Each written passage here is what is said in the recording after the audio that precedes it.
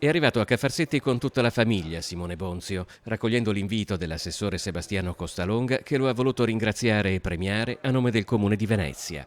Da quando venerdì scorso si è tuffato in canale per salvare una bambina che stava annegando in Rio dei Carmini a Dorsoduro, la sua storia ha fatto il giro d'Italia. Ma lui non si sente un eroe, anzi, anche nel giorno in cui riceve un'onorificenza, il suo pensiero e le sue parole vanno alla bimba che ha salvato.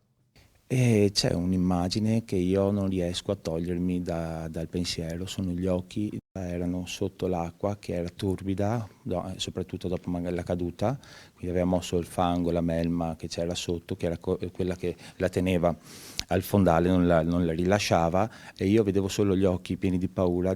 Ai Carmini Simone ha sentito un tonfo provenire dal canale e visto un cerchiello galleggiare in acqua.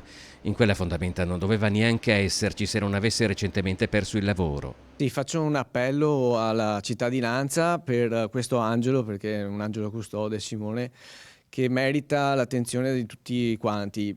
Lui ha perso il lavoro. Se qualcuno ha la possibilità di dare lavoro a Simone, di proporre un posto di lavoro, può contattare la mia segreteria o lasciare una mail, una semplice mail a assessore.costalonga@comune.venezia.it. A volte alcune delle vicende importanti della vita capitano in pochi secondi, come è successo a Simone quel giorno in cui la sua vita si è incrociata per pochi decisivi istanti con quella bambina. È capitato tutto in così poco tempo che prima cosa che ho fatto l'ho presa, l'ho girata, l'ho messa su di me e poi prendendola per la maglia dietro l'ho tirata su e spinta a terra dove ha dato un paio di colpi di tosse e poi è corsa al fantastico grido di mamma.